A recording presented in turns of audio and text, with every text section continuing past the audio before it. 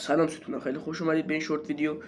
تو این شورت ویدیو من گیم پلی آوردم با هند کم. دیگه بعد چیکار کنم که حمایت بکنید؟ هر کاری کردم دیگه حمایت نمیشم. گفتم الان هند کم بیارم، شاید حمایت شدم.